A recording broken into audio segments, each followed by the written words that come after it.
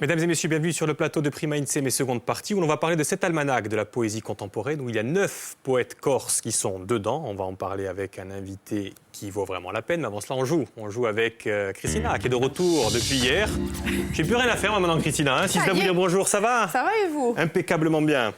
Allora, buongiorno a tutti. Allora, oggi abbiamo da yoga un piccolo documentario che vi sarà proposto stasera, Terra di Lumi.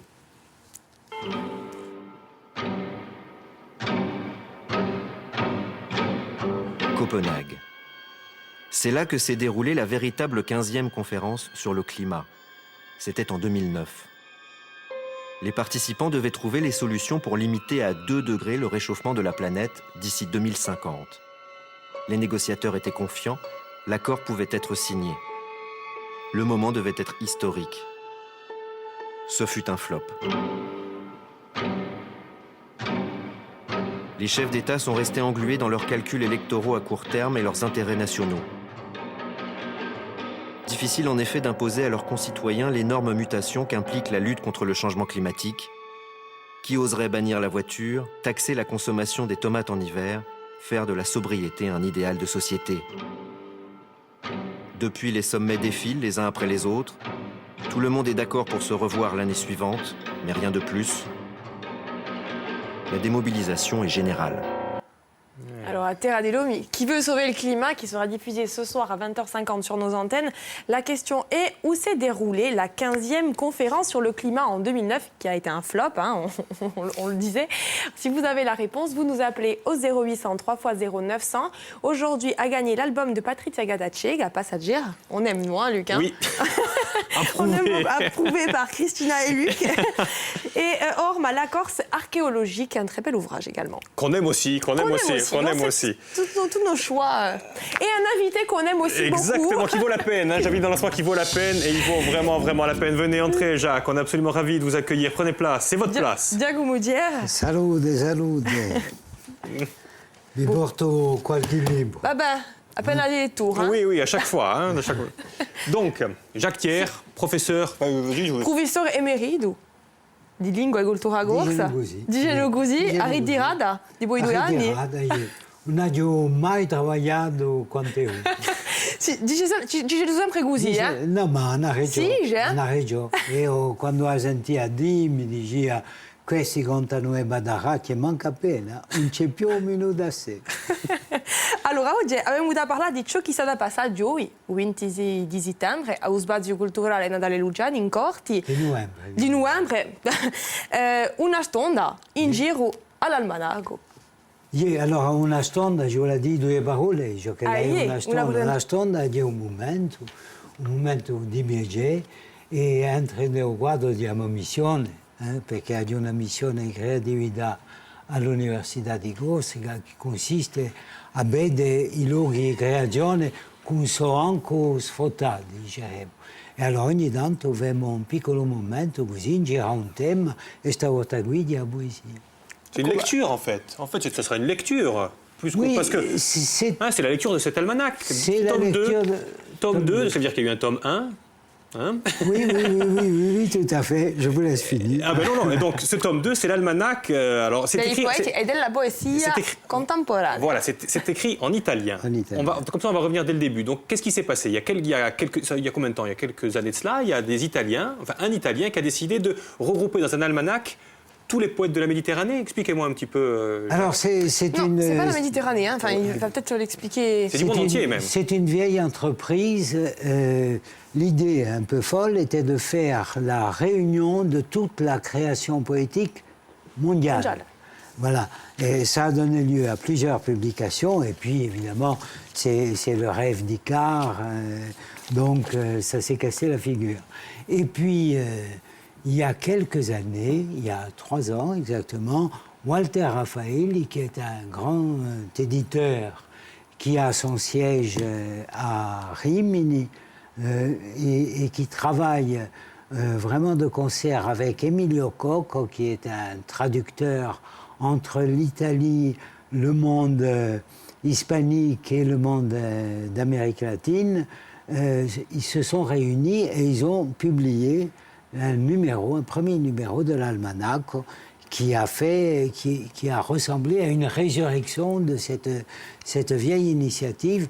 Et donc nous avons l'honneur de faire partie de la poésie corse, a l'honneur de faire partie du numéro 2 de cet almanach. 9, effectivement, je vois. Il y a l'Europe, effectivement, avec des Gustave Janus. Je vois d'autres pays, effectivement. Autrichien, là c'est l'Amérique latine. L'Amérique latine, et effectivement. Et nel quaderno 4. 9 poètes corses que tu voulais citer, d'ailleurs. Oui, 9 poètes corses, je pense qu'on peut les citer. Lucia Santucci, Diago Mvuzin, Diago Moudier, que nous avons en plateau, Francesco Migueli, Pasquale Ottavi, Patricia Gadacega, Alano Di Meglio, Stefano Cesari et Sonia Moretti. Voilà, Francesco Migueli Durazzo. Durazzo, c'est son patronyme. Ces 9 poètes ont été sélectionnés par un Italien. C'est pas vous, Jacques. Non, c'est pas moi. Non, mais c'est ça qui est intéressant. On fait, connaît votre démarche. modestie, on sait que vous ne l'auriez pas fait, vous ne seriez pas mis dans ces poètes. Alors, c'est donc Emilio Cocco qui a choisi, qui connaît très bien la poésie corse. Il a d'ailleurs publié une anthologie il y a quelques années. Voilà.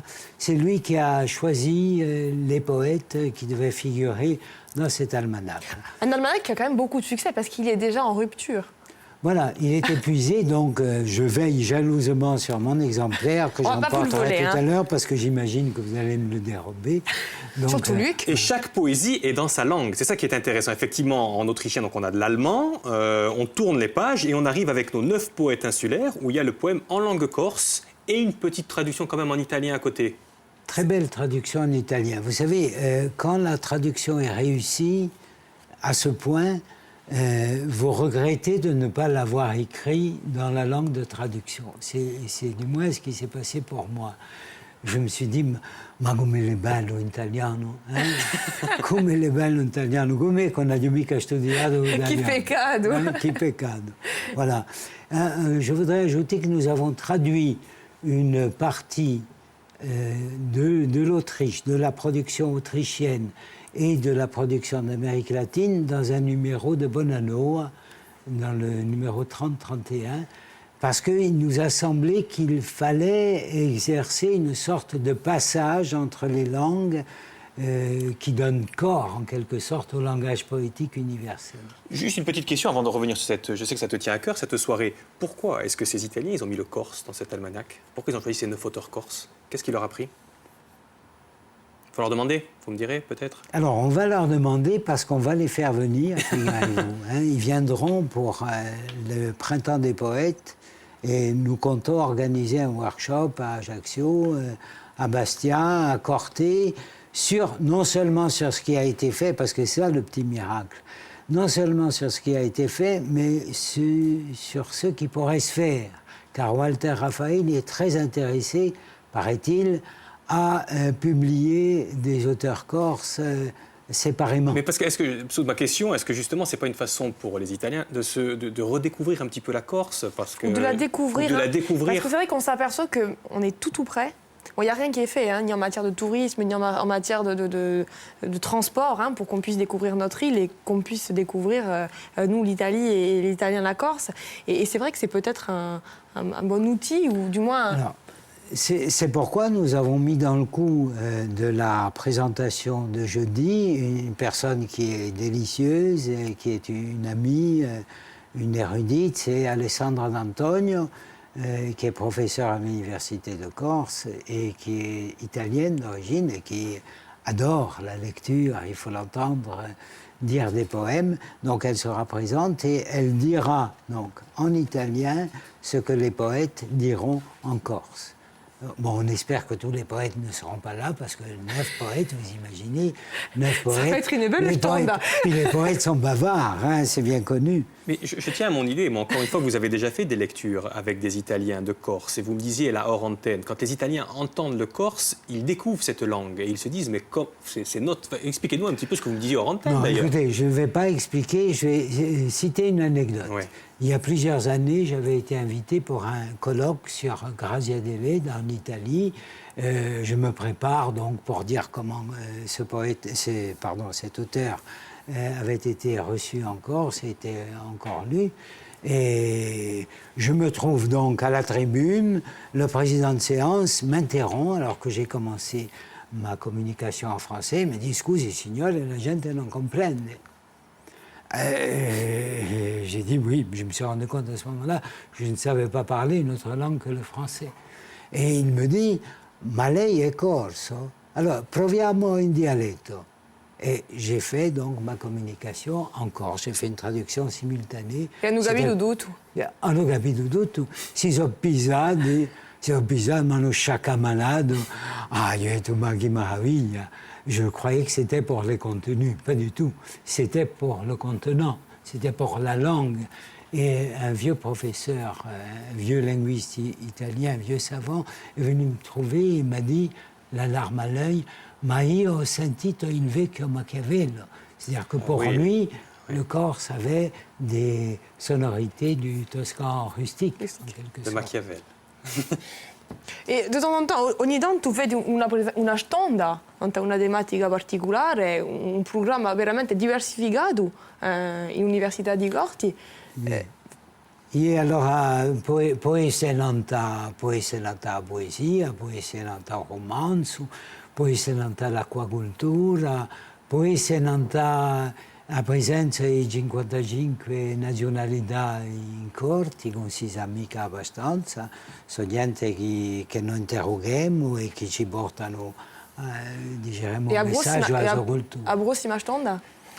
La prossima stonda è nata qualcosa di particolare, adesso il centro adesso Patrizia Gattagiga che prepara un lavoro nata l'importanza di un canto di beta poesia, di questa specificità di Corsica, in cui la poesia è insucchiata e geremo da un canto.